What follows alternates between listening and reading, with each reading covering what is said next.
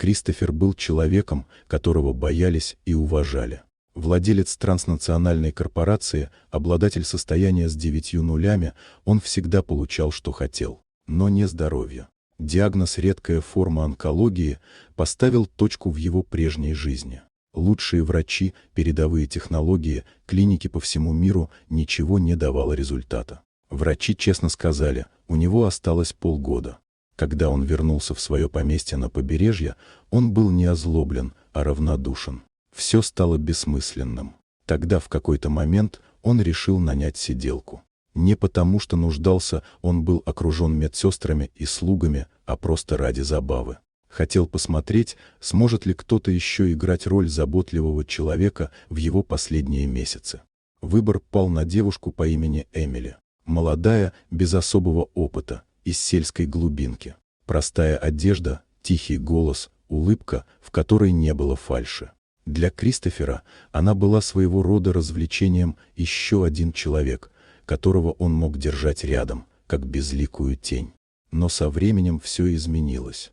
Эмили не обращала внимания на его холод. Она не заискивала, не играла в игры. Она просто была рядом. Она читала ему книги, даже когда он говорил, что это глупо. Она приносила ему чай, сваренный по рецепту ее бабушки. Она выносила его в кресле к морю, даже когда он отказывался. И молча сидела рядом, когда он не хотел говорить. Постепенно Кристофер начал дышать глубже. Его сон стал крепче. Аппетит вернулся. Но главное, он снова начал смеяться. Впервые за много лет. Однажды Эмили настояла, чтобы он повторно сдал анализы. Он отмахнулся, но она упорно стояла на своем. Ради нее он согласился. Результаты шокировали врачей. Болезнь замедлилась. Некоторые показатели пошли на улучшение. Один из специалистов из Швейцарии сказал: «Такое редко, но бывает, когда человек вдруг начинает хотеть жить, организм находит силы». Через год Кристофер был жив. Слаб, но жив.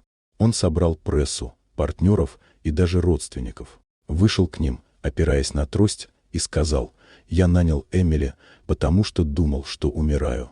Но, похоже, она стала причиной, по которой я начал жить. Не потому что лечила, а потому что верила, когда я сам уже не верил».